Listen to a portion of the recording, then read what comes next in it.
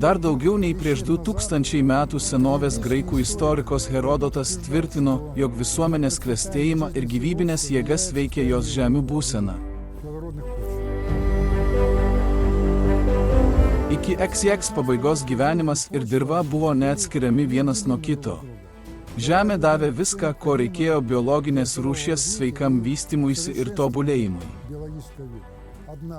Tačiau ir XX amžiuose vis daugiau naudota mineralinių trąšų ir nuodų žemės ūkyje, dėl to katastrofiškai. Prastėjo dirvų biogeocenozė ir maisto produktų kokybė, užaugintų šiose dirvose.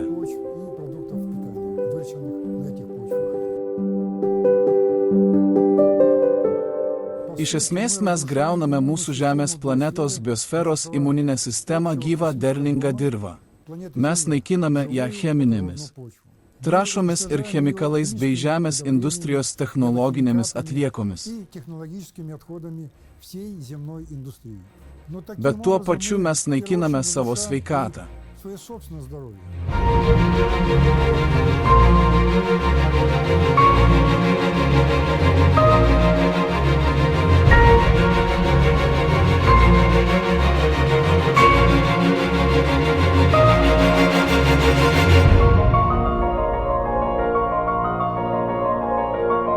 Prieš milijoną metų atsiradus pirmiems gyviems organizmams, Žemės gamta rado būdą panaudoti jų gyvenimo atliekas.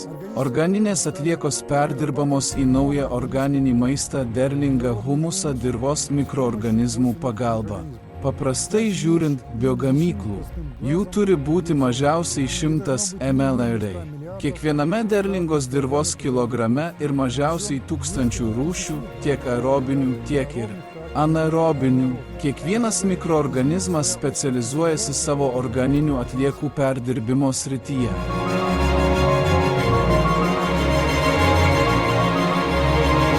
Tokiu būdu visų gyvų organizmų gyvenimo atliekos tapo pagrindiniu maistu augalams.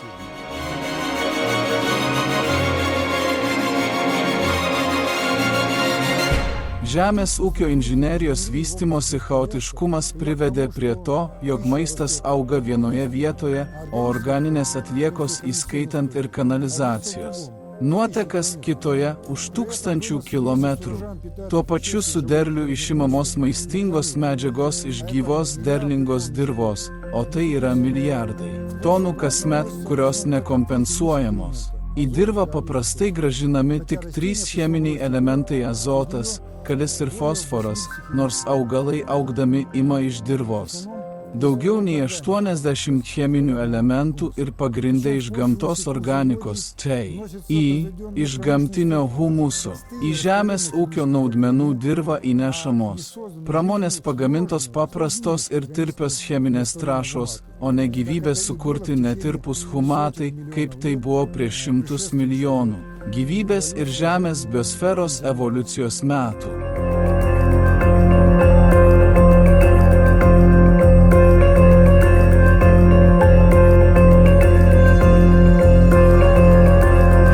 Per metus vidutiniškai suvalgo apie 700 kg maisto.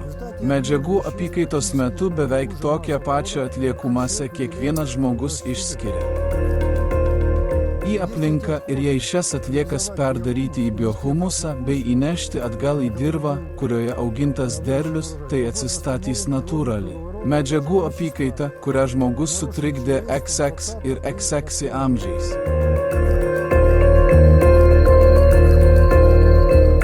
Daugiau nei 40 metų tobulinant žmonijos gelbėjimo planą, aš permąsčiau esamą transporto infrastruktūrą, energetiką, urbanistiką ir žemės ūkį.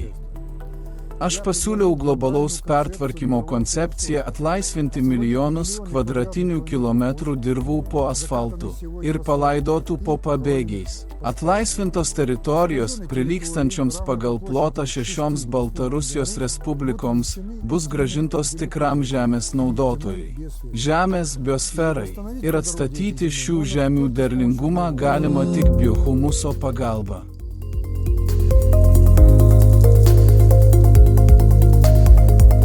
Humusas, humino rūgščių vandenyje netirpios druskos, pagrindinė dirvos organinė dalis, turinti savyje augalams taip reikalingų maistingų medžiagų. Jei jūs bent kartą kasėte žemę, tai tikriausiai matėte, jog viršuje yra tamsesnis dirvos sluoksnis su dideliu šaknelių ir pusiau suirusių augalų kiekiu. Tai ir yra humuso sluoksnis, gyvas ir derlingas.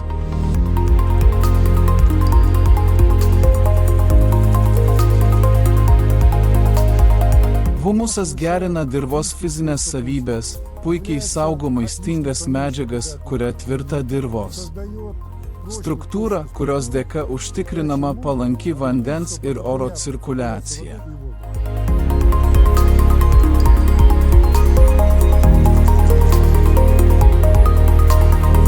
Humusas kuria palankės sąlygas įvairiems naudingiems mikroorganizmams vystytis ir gyvuoti. Tiek aerobiniams, tiek anaerobiniams bei sliekui, atliekančiam dirvos skrandžio funkcijas. Sliekų reikia mažiausiai 1 milijono kiekviename pievos hektare. Kuo daugiau sliekų, tuo derlingesnė dirva. Rusvoje Anglijoje ir degiuose skalūnuose išsaugota energija yra reliktinė saulės energija, kurią gavo gyvi organizmai. Prieš 100–450 ml metų. Tokiu atveju degieji skalūnai ir rusvoji anglis gali būti naudojami ne tik elektros ir šilumos energijai generuoti, bet ir gaminti reliktinį gyvą biohumusą, kuris yra bet kokių dirvų derlingumo pagrindas, nes toks biohumusas turės tokią pačią cheminę sudėtį kaip ir senovinis medis, pasiėmęs viską, ko reikia gyvenimui iš tos pačios senovinės reliktinės dirvos. Biohumusui gaminti aš sukūriau sekančią technologiją.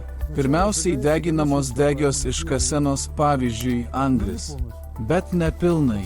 Po to degimo atliekos pelenai, šlakas, purvas, dulkės, dūmai sumaišomi su nesudegusiais skalūnais ar rusva anglimi.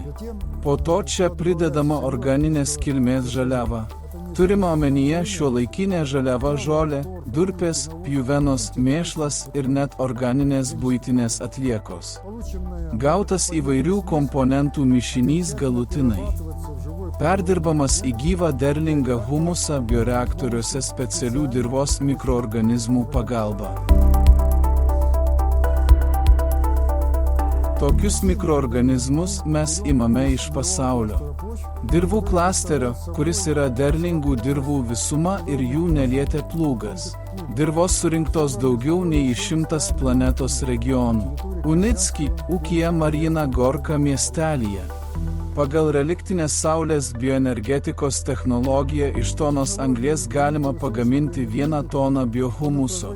Humuso tona leis išauginti daugiau nei toną organinio maisto, todėl kasmetinis 10 ml tonų rusvos anglies ir degių skalūnų išgavimas, kuris prilygsta XX amžiaus 1 ketvirčio gavybai, ne tik užtikrins energijos gamybą 10 ml žmonių skaičiuojant po 2 kW kiekvienam žmogui, bet ir suteiks galimybę išmaitinti sveiku, naudingu ir gydomuoju maistu.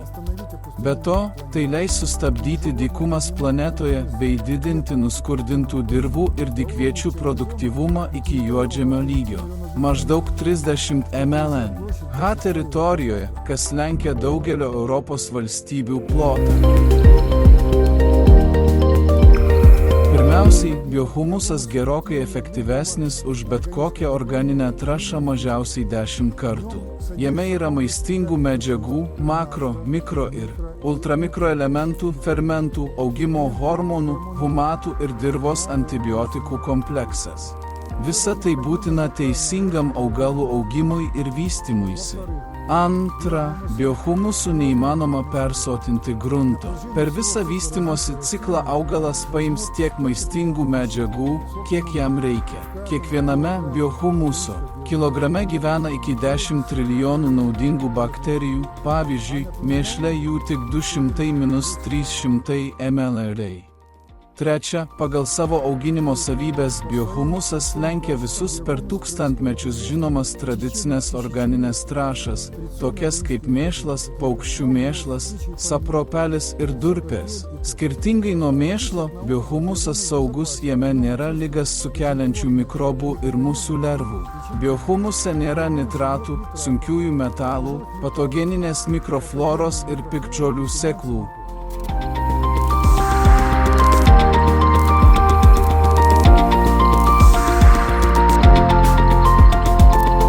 Palyginus su praeitu amžiumi, Žemėje liko visai nedaug per milijonus metų sukaupto biohumuso.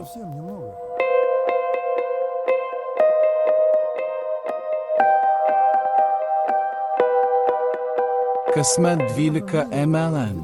Hektarų žemės virsta dykumomis ir tuo pačiu netenkama 25 mln tonų derlingų dirvų. Todėl žmonijai kilo aktuali užduotis – atkurti dirvas, sukuriant naują, gyvą ir derlingą biohumusą.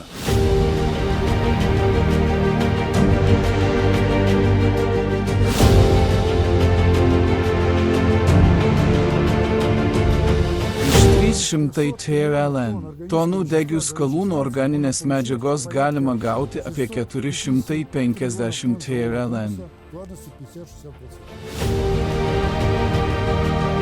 Tonų 50–60% drėgmės gyvo humuso. Įnešus apie 10% humuso, tiek vidutiniškai yra humuso juodžemėje, į viršutinį 30–40 cm storio derlingą dirvos sluoksnį pakaks, kad paversti juodžemių 15 mln kvadratinių kilometrų žemės, kas viršija žemės sausumos plotą maždaug 100 kartų.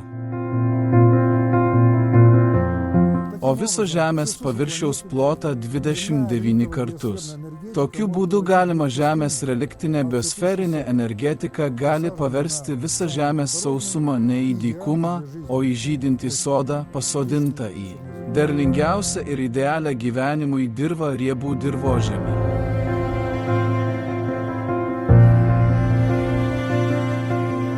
Tokia bioenergetika žmonijai bus praktiškai nemokama, nes dirvos pagaminta atlieka derlingas humusas, kuris kainuos brangiau nei nafta, atpirks elektros ir šiluminės energijos gamybą. Sveika dirva leis auginti organinį ir saugų maistą, dėl to sumažės ligų skaičius ir pagerins bei pailgins žmonių gyvenimą. Šiandien dienai aukščiau nurodyti eksperimentai sėkmingai atlikti Baltarusijos Respublikoje, Unicki, ūkyje Marina Gorka miestelyje. Ir mes pasirengę dalintis su pasauliu šią unikalią, draugišką gamtai ir žmogui biotechnologiją.